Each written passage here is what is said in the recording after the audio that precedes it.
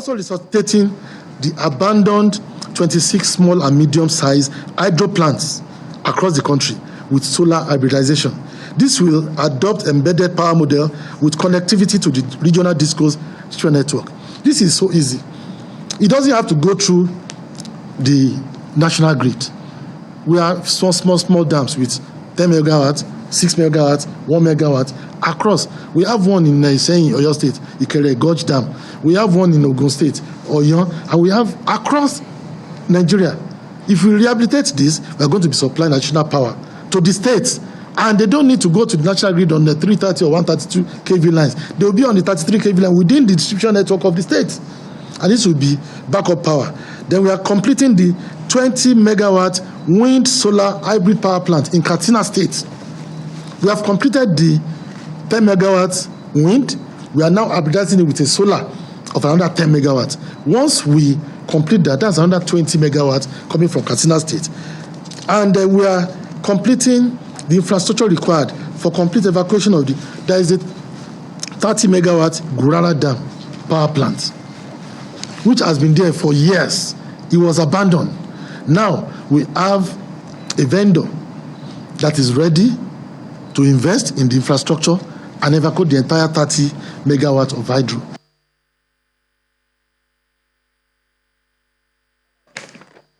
All right, welcome back. So yes, indeed, we'll go ahead and talk about that scenario, about the power sector from, as you may have seen there, we're joined now by Aliyu, who is a former Minister of State for Power. Good morning, and thank you for joining us on the program today, sir. Morning. Okay, so but before we delve into power, which is where you served at the time, let's get your perspective on some of these narratives which we focus on over time, not just this week, but over time, about the state of this country, the policies that are being executed out there. In fact, only recent commentary talking about how we got here, the role the previous government played. So it's almost unending. But at the moment, the rising cost of living worries anyone who's everyone. So could you tell us, what do you think of how things are turning out at the moment? Well, I think the government is a collective responsibility. Government, both at national and subnational level, must give attention to that. All other stakeholders, like traditional institutions, civil society, must face this. Because the challenges are enormous.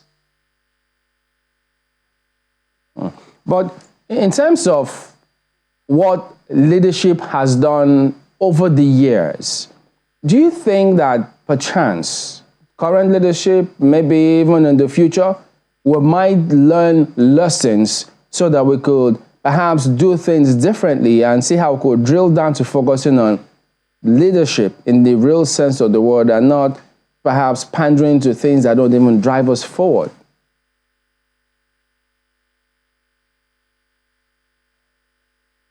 Oh, okay. I think a connection is frozen at the moment. We're trying to sort that out. We're just trying to highlight some of the comments coming through where the Sultan is quoted to have said Nigeria is sitting on the keg of gunpowder. Different groups, different regions have complained about how they think things are not going on well. But if you go down memory lane at this point in time, is that likely to change how we clamor for the kinds of people who we vote into power? Is that likely to change how we perceive politics and governance? Is that likely to change anything? So who knows? Because this comment, I remember the Sultan made similar narratives, even in the last government, how he kept on warning about security particularly.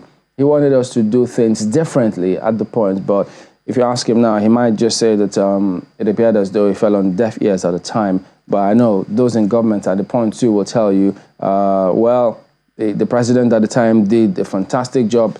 Mr. Adesina's book, who can forget that one? So all of these things, well, in a manner of speaking, may just all add up. I mean, what's worrisome is the fact that there's a dynamic to our population. So our country keeps changing every single month. And the things that are necessary to ensure that this is contained, because, if you don't learn from the past, you will get into a lot of trouble. And that's why people like the Sultan have been complaining. It's not just him. Everyone across the country have been complaining about the situation of things when it comes to security, when it comes to the economy. And we have a massive youth population. We don't want a situation where we have a country where people don't believe things work. And we're gradually heading there. So it's critical that the right things are done right now, especially in that power sector. Especially in the power sector. Yeah, I mean, there are definitely a lot of bright spots in the sense that the quality of several individuals in this country, the length and breadth of this country has fantastic, brilliant people wherever you turn in this country. But then we now need to, as a nation, see how do we get these kinds of people to play very fantastic roles so that we can all indeed see that, wow, this quality of people are people that we can actually be proud of in this country. So, but of course, you know what they say about a lot of things rising and falling on leadership. Aliyu reminded us about that one yesterday. So that's why when some of these things don't go the way ought to, you'd always look to leadership from the state to the federal to, how about local government and the state assembly? So because it doesn't just stop at the federal level. This is something that has to trickle down all the way. The accountability of governance. I think we're seeing a lot of people wanting to see accountability even at local levels, and that's a conversation I know that's going to be happening in a few days' time. But in that electricity sector, to be very honest, watching the minister yesterday and reading up on these figures that he's given us, how did this happen? How did we get to where, we're indebted to the tune of 1.3 trillion naira to Gencos and $1.3 billion owed to legacy for the gas companies? And we're trying to look at a youthful population that we're trying to build, people who are trying to become entrepreneurial. It's impossible for you to grow your business with these figures on ground. And that's accountability is one that has to be, ensured. I wanted to wonder what Aliyu thinks about this situation, especially when it comes to the power sector, Aliyu. Sticking with the power sector, one of the first things that comes to mind, Chamberlain and Kayla, what happened to the rural electrification program? Is that also factored into the 1.3 trillion that the minister mentioned, or is that one already what they call a sunk cost? How far with that one as well? Because if what we understand, and with resources from various multilateral organizations, I think at some point even the AFDB was part of the funders of the rural electrification project of the federal government of Nigeria. I'm not sure. That needs to be double checked, but I think the AFDB was one of those funders as well. And so some of the resources that came into the power sector for funding electricity in Nigeria from the federal government, going by the provisions of the Constitution previously, is that electricity supply is the responsibility of the federal government, granted. And then we have that rural electrification program, which is not supposed to be something on the grid as it is now. It is something that's supposed to be alternative power generated, solar and the like. So what happened to that one on the one hand? And then, it was back in the first 4 years or first 8 years of this republic we're in, that the Lagos state government at the time initiated the idea, look, why don't we as states have the capacity to generate our own electricity?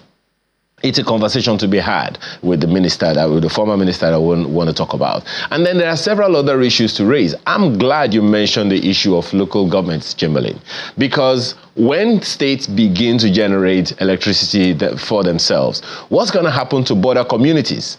In our environment, in our location here in Lagos, for instance, on the other side of the road is Ogun State. Here where we are is Lagos State. So what will happen to those kinds of areas? What kind of collaborations are going to be happening to ensure that some people are not shortchanged simply because they don't belong to a particular part of a particular town? Ife and Modakeke, standard case as well, where people are quarreling simply because they have a street that divides one state. What's going to happen to those communities? Those are conversations to be had as well. But as far as electricity is concerned, Kayla, I'm glad you mentioned the young population.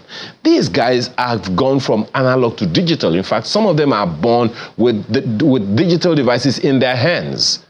Are we factoring them in? Are we building a future for them? Or we are trying to catch up with the past that we have lost? dear minister and dear anyone who is in government doing these things, let's also factor some of those issues in as well, Chamberlain and Kayla. So we'll continue our conversation in just a moment, so don't go away.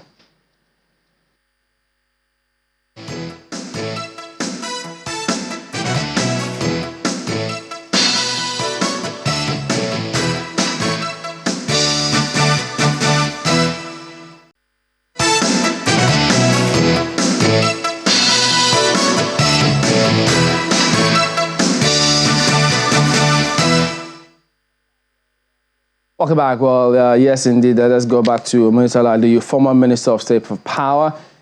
Yes, so we actually didn't get to hear your perspective on the challenges and how the policies, the kind of effect they're having on this country concerning the rising cost of living. So go ahead, if you don't mind, and give us your perspective on the matter. Well, like I said, they are component issues. You know, they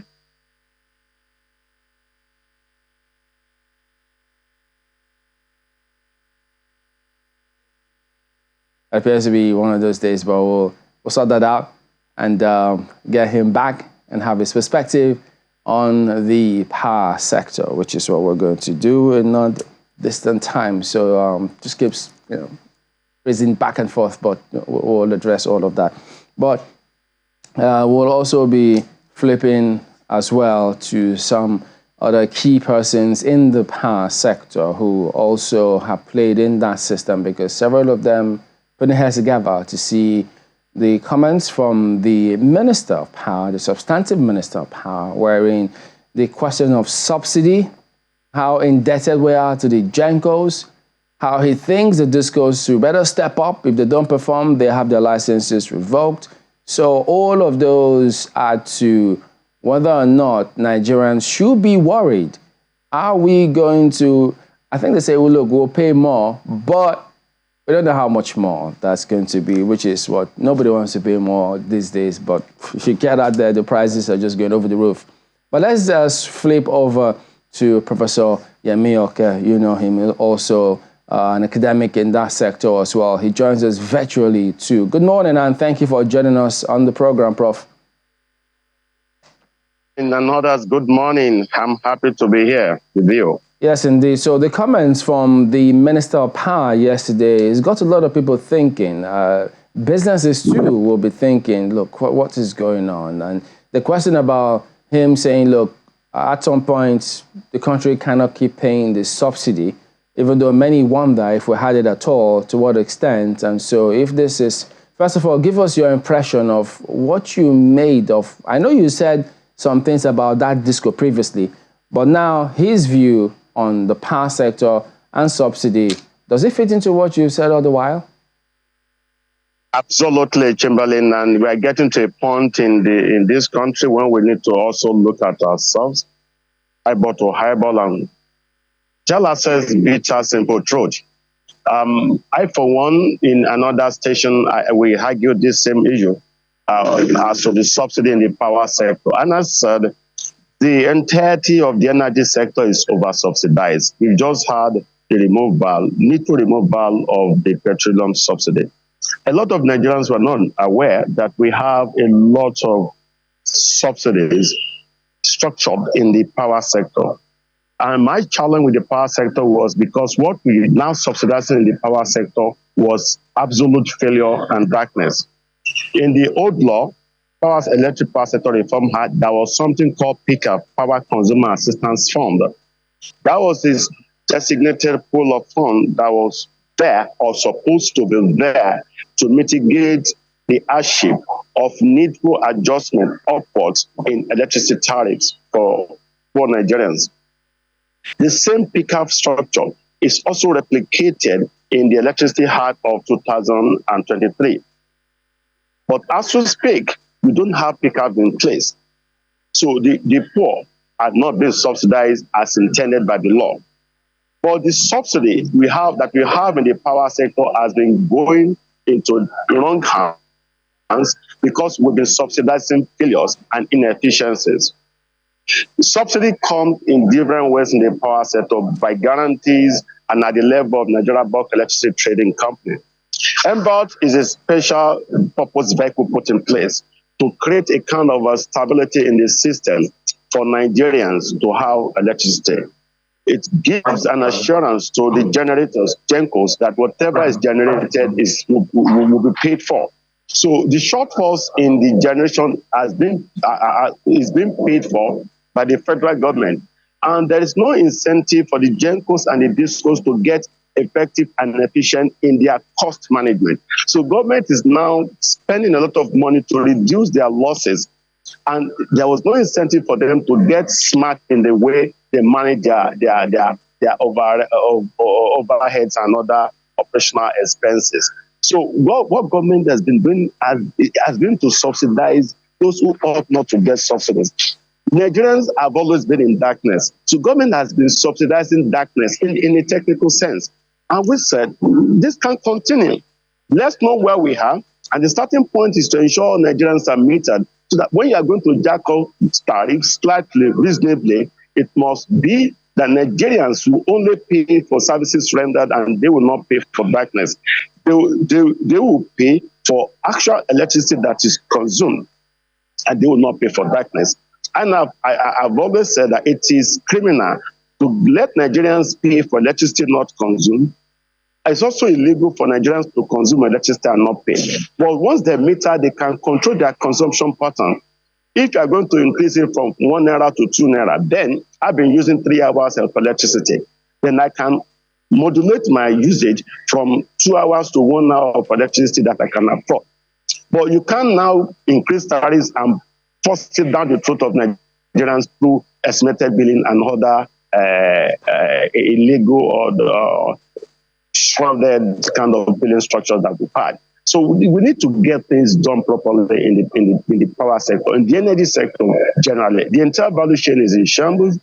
The regulatory framework is bad. The regulator has not been effective, and we've had issues and we're still having those issues. And now we should get the right things done. I don't see major impact on Nigerians really, because they've never had light anyway. So if they are removing subsidy in electricity, it means they will continue to have their diesel and petrol options, and as well as inverters and solars and other options, and pay for actual electricity that is consumed by them. So the subsidy should go. I want you to get your thoughts, sir. Can you hear me, sir?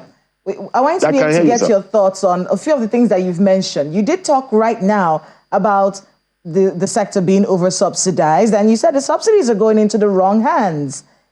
How are they going? In what hands? What are you alleging is going on here? And for many people who've listened to you right now, what we have heard is inevitably, if we want this to work, there has to be an increase in the price that we're paying for electricity. But we'll get to that shortly. First of all, your thoughts on, you're saying these subsidies going into the wrong hands. What hands are these? Let me now break it down. In other countries where you have subsidies go directly to consumers. And even in the UK next door, once you get your utility bills, you see the component of your consumption that is actually paid for by the British government. So the subsidy goes to the consumers. But in the case of Nigeria, we are subsidizing efficiency because subsidy is at the level of production. And at the level of production, we have a lot of waste. But what actually gets consumed by Nigerians has no subsidy. And I use an example of a yam. If you want to put plates of yam on the table of Nigerians, you subsidize the yams per plate as to actual consumption, not the tubers. Because in the tubers, you're going to have a lot of waste. So meaning, actual consumption is what ought to be subsidized. Generation and distribution should not be that subsidized, because it's going to distort the system. We're not going to have an accurate picture of cost per unit of megawatts or kilowatts. Because at the level at which the subsidies are being given, essentially for generation, a lot of humongous wasteful expenses, unjustifiable expenses have been put and built into that structure, and those are not sustainable. If you're going to be a player in the sector, you must know what you are getting into. And if you're going to be Nigerians, let government now assist Nigerians directly as anticipated in the PCAP structure. But unfortunately, we don't even have the PCAP in place. It's never been operationalized, not for once. About something that the minister mentioned. He's, of course, we've had a lot of challenges. Can you hear me, sir? So Nigeria, according to the minister, we cannot continue to pay these subsidies on electricity. These monies that are being owed, how do we tie that to actually having an effective tariff model, which the minister is clamoring for? Is that something that can be done with the indices on ground? It's something that can and should be done. When there was the initial proposal or proposition was to have cost-reflective tariff. As industry players, we kicked against cost-reflective tariff because it means whatever wasteful cost those megawatts or kilowatts are generated or produced, government is putting money. Okay. That creates an incentive for waste on the part of those who are generating. And that is why you see a lot of, they call it aggregate transmission and collection losses. I don't want to go technical now because Nigerians really want the ABC of it to have a clear understanding. Meaning, what the bill or the tariff that will be issued to Nigerians is a question of the entirety of the cost of generating that electricity, which includes how much they paid for gas, if it's hydro, or whatever feeding structure or whatever basis. Right. Whatever form the basis of the generation. Let me put it in that layman's language. So, Prof, just hang on a minute. Pardon me to jump in now. Let's also try and get Mr. Aliyu, the former Minister of Power, Minister of State for Power, who also joins us virtually. So, apologies for that back and forth. These connections can be challenging sometimes, I tell you. So, go ahead and give us your perspective on this matter, because it's got a lot of people thinking, look, subsidy, do we have the proper framework? Does it mean we'll experience the kind of scenario we're experiencing with the petrol sector if subsidy goes in the power sector? What do you think? This most of the conversation because of this network issue. The issue of subsidy, there is no government in the world that doesn't subsidize citizens, either in agriculture, in energy, whatever it is. I think that government should prepare to cushion some of those things and ensure that the system works. With time, then the subsidy can be gradually removed. But certainly, there's no way government can subsidize energy. There's no way government can subsidize agriculture. But I think the structure of subsidy or subsidizing that is important. Okay, so if you could talk to us, did this conversation come up while you were serving, and what were the kind of responses that came through, if it did? Let me get you again. This question about removing subsidy for the power sector, did it come up while you were a minister? And if it did, what kind of conversations held? Yes, it did, of course, because, if you look at the history of the power generation in this country, it was initially to cushion, or rather to all the colonial machinery to make them function.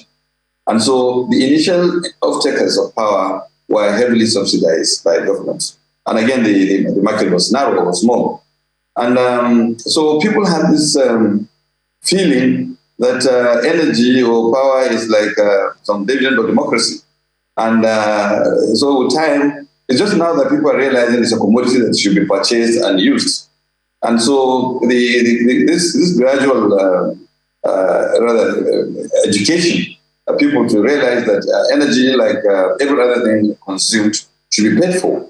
So the conversation was on, and it was gradually, applied.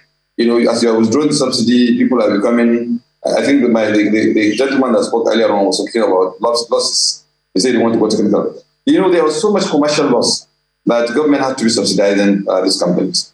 Now that we are privatized and the generation aspect and the concentrate on subsidy around the distribution aspect, not in generation. I think the generators can, as long as they produce and sell, I think the subsidy there will not be an issue like it is in the distribution sector, where still there is weakness in the infrastructure, distribution infrastructure. There's also a weakness in the commercial dimension to the whole thing. Still, people are not collecting, or rather, people are not paying in quite a number of locations in the country. So I want you to be able to get your thoughts on something you just mentioned right now, which is where the subsidies should be going, just so we can understand it. To the man who spoke earlier, Prof, who spoke earlier, was talking about the fact that those subsidies should go straight to the consumer. What are your thoughts on that? So I think you mentioned it a little bit right now while you were speaking, just so we can get an explanation of what you mean by where the subsidies should be going directly to. The disco end is where the subsidies should concentrate. First of all, one of the mistakes that was made was that I don't know whether there was due diligence before those discos were disposed of. The discos need to make substantial investments to strengthen the distribution network and then the quality power. And then also strengthen their commercial capability, able to collect their money. So if those things are addressed, it will reduce the pressure on the subsidy that government will give. But for as long as that's not done, the consumer will have to pay more. Those actually paying will pay more because there are some that are not paying. And also the companies, like you see recently, they overcharge some people because they don't have the digital meters. So I think they need to sit down and review the whole sector, logically, and see how and what area this intervention and so on. For investments, government will still have to invest in this sector, and rather to the private sector. The private sector would certainly, so any intervention by government is actually a subsidy.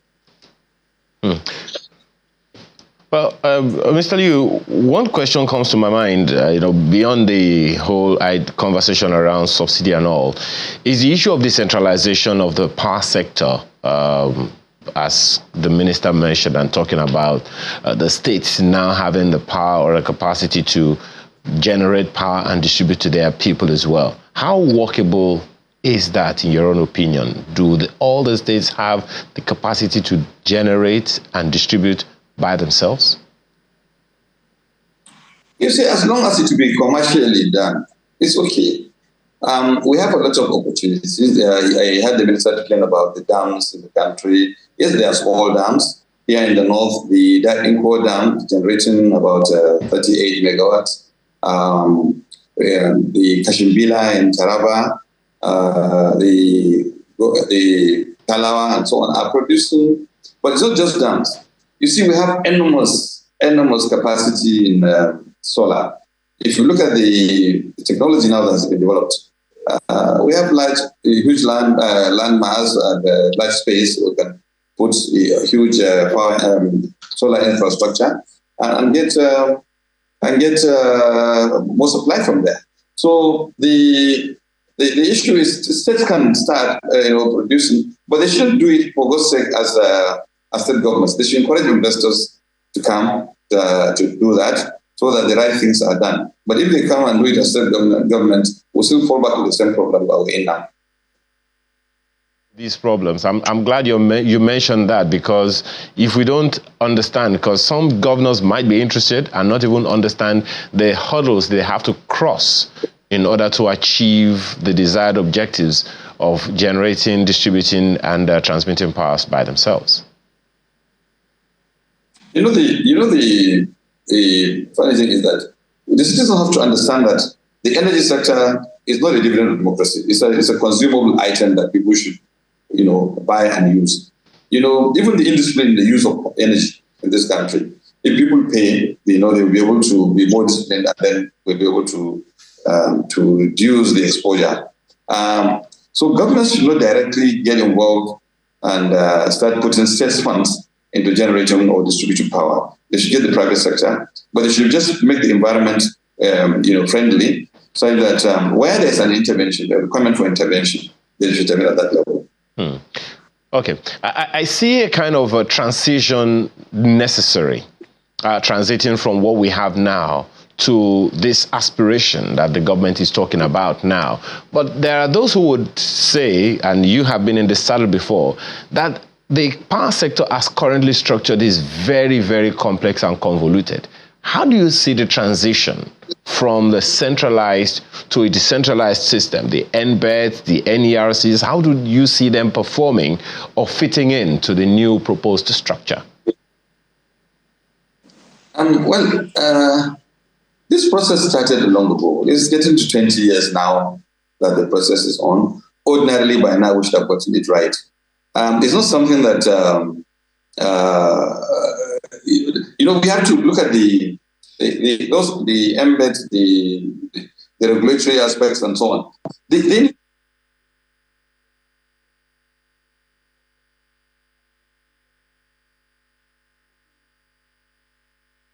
There are areas that actually require this power in large quantity, for industrial purposes, for other commercial use, and so on.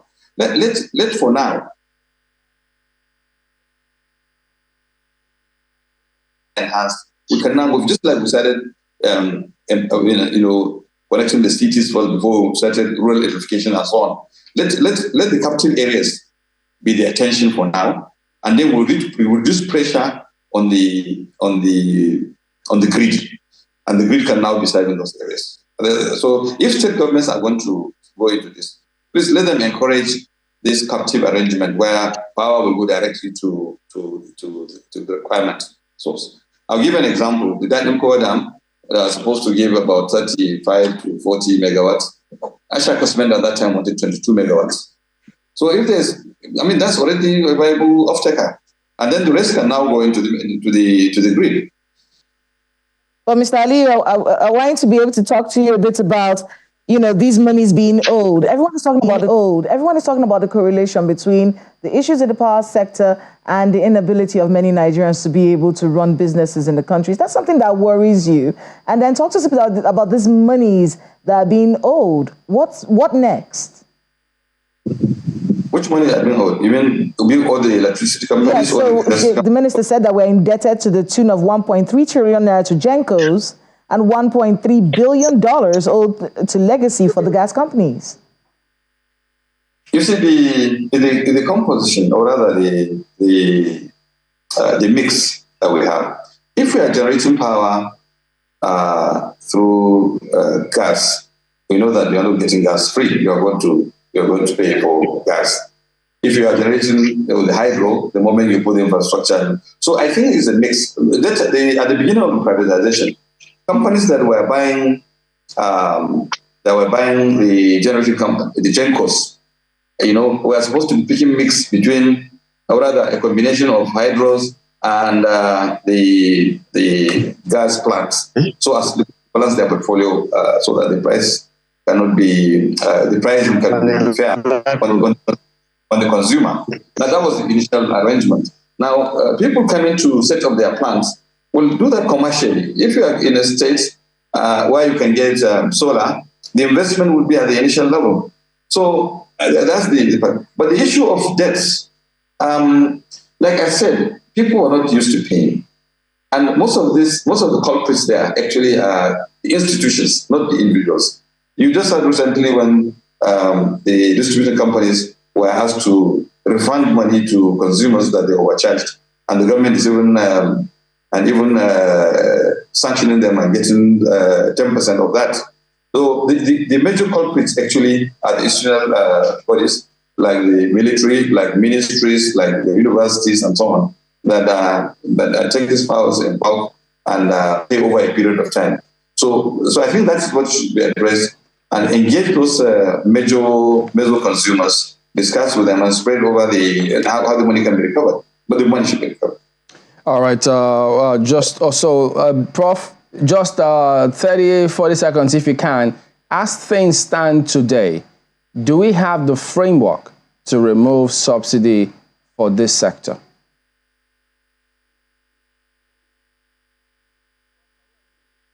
Prof, can you unmute? I can hear you. Yes. Okay, can you hear me now? Yes. Yes, we are supposed to have a framework, but the framework is not being operationalized, and that's the challenge that we have. We have PICAF that was in the old law. We never put it into use. Now we have our consumer assistance fund, the new electricity act that's not being used. Instead of putting resources in that to subsidize, we've been subsidizing the big players. And as the former minister rightly mentioned, everything is in a mess. And even the privatization itself is what got us to where we are. And most of those debts are not debts that should be in the books of the federal government, if properly scrutinized. I'm sure there'll be other gory pictures that will be revealed. Those are not just variable debts, and those debts should be probed. All right, Thank Professor Yemi, okay, thank you very much indeed for your time this morning, as well as Murtala Aliyu, former Minister of State for Power. Thank you for your time as well. Thank you very much. Thanks for your